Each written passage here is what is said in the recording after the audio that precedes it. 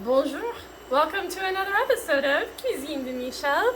I'm Michel, and so tonight I'm going to be trying a recipe from a site that I've used before, foodnetwork.com. And this is going to be chicken roulades with manchego and chorizo. So here I've already done a little bit of prep. There are 4 chicken breasts that I've pounded out as evenly thick. It doesn't say what thickness, just I tried to kind of give them what I thought was correct. There's about 2 pounds worth of chicken breasts. They're just a little over 2 pounds. It was actually 3 chicken breasts, but one of them was really large, so I cut it in half. Hopefully it's going to work out okay to make a roulade. Anyway, here in the pan, I've got the pan heating over medium-high heat with some olive oil in here. And we have 1 onion. This is a yellow onion that I use. It doesn't say which kind, so I'm sure you could use whichever onion you like. And it says it's supposed to be in 1/4 inch dice. Well, I was feeling kind of lazy, so I just used the chopper to do it.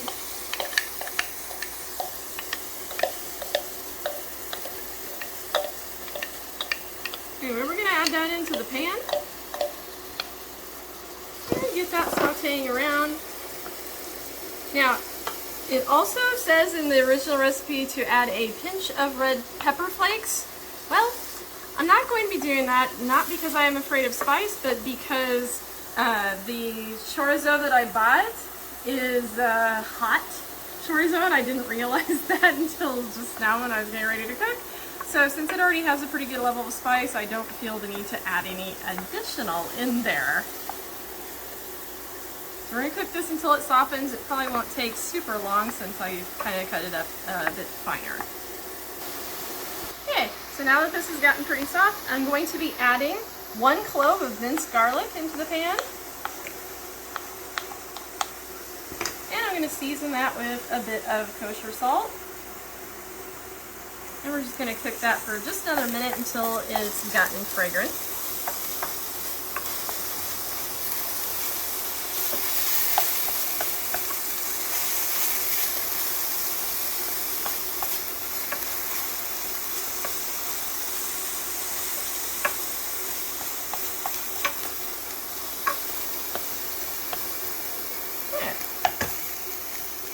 That, we're going to be putting in a 1/2 pound of the chorizo. Mexican chorizo is what it says. And you want to remove the casing, in case you didn't know that. So for this one, I'm just going to have to use about half of this one. Just going to kind of guess there, just about half. And then we're going to break that into crumbles. And get that all cooked up for a few minutes. Okay, so once you have finished cooking the chorizo mixture, you're going to want to transfer it to a bowl and let it cool slightly. So you can see there's no more steam coming off of this. So now that it is cooled just a little bit, we're going to be adding 1/2 cup of breadcrumbs. These are just plain breadcrumbs. And then we also have 1/2 cup of shredded, or I should say finely shredded, manchego cheese.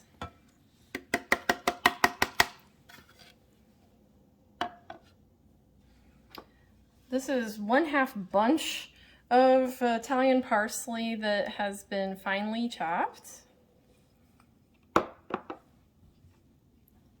1/4 cup of sliced almonds that have been roughly chopped. And then last, we're going to put an egg.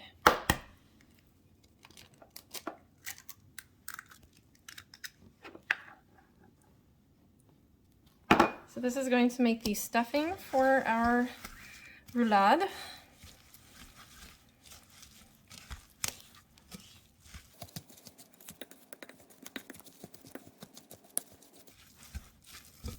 All right, it's looking great. Oops. Okay, so now we have that.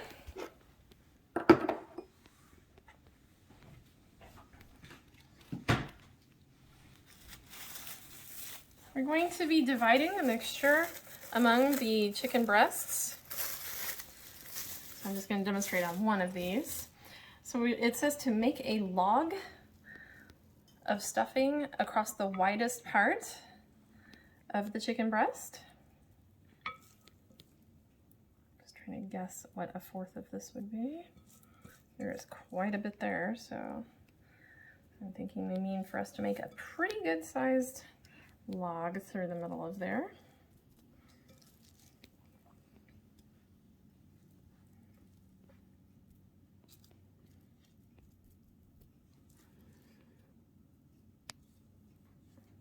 It's looking pretty good, I think. Okay, so then it says I'm supposed to roll up the ends of this.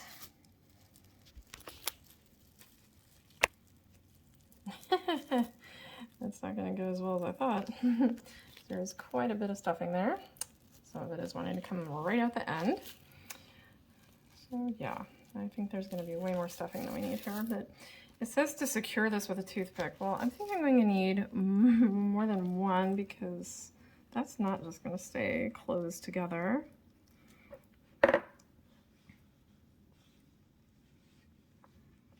But for the one that I am using right here, just as a demo, I'm just going to kind of try to stitch it through there like that to kind of hold it together. So I'm going to use another one, and then I'm going to finish the rest of these. Okay, so now that I've finished constructing the rolls, we're now going to do the breading. So this has 1/2 cup of all-purpose flour. This is 2 eggs beaten together with 2 tablespoons of water. And then this is 1 cup of panko. So what we're gonna do is just the standard thing that you do when you bread something. We're gonna roll. First, it says to lightly dust this one with the flour. Try to do our best to do that without letting everything fall out of it. These were not easy to put together. I will let you know that. Yep, stuff's still gonna come out. So I'm just gonna have to kind of pat it together like that. And then we're gonna dip it through the egg. I'm trying to keep that unclosed. I'm just gonna try to do it kind of like that, maybe.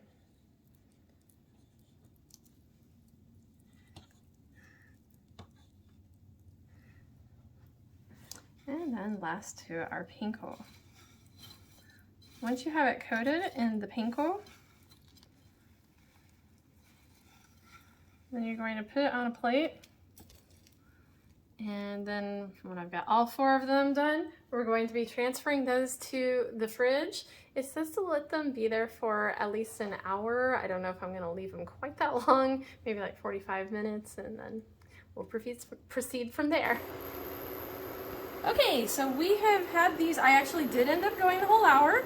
So they've been in there for the hour, and in this pan right here, this is very hot, this is over medium-high heat, and there is olive oil to a depth of approximately a 1/2 inch. And we're going to gently, and hopefully this won't spatter too much. Okay, good. I'm always afraid when I put stuff in frying. We're gonna be putting these in here, and the idea is to brown them on all sides.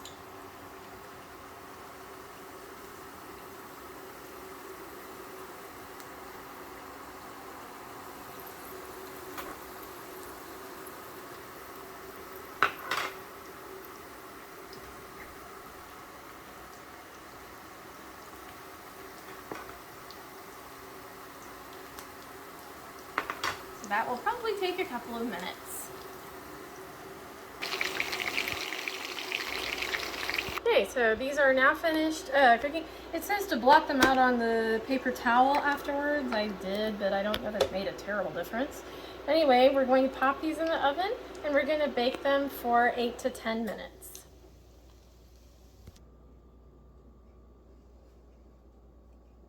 All right, so here we are at final plating. They smell great. They look mostly good. I wouldn't say that I would want to serve this to company because it's not super attractive, but it smells great, and I think it's going to taste great. And I did cut into one already to check and make sure that they are done. I went the full 10 minutes just to be sure. And then there is also a sauce in the recipe, but I made a half batch of it, and I'll let you know. I'm not terribly sure about the sauce. That's partly why I only made half of it. But it smells great on its own. I think it's going to be just fine even without a sauce. We're planning on serving this with a nice side salad. And I want to thank you for once again joining me for another episode of Cuisine Michel. So please be sure to like, share, tell your friends, subscribe. Please, really please. I want to keep those numbers going up. Thank you again to all who have recently subscribed. And comment. Let me know what you think. And we'll see you next time. Au revoir.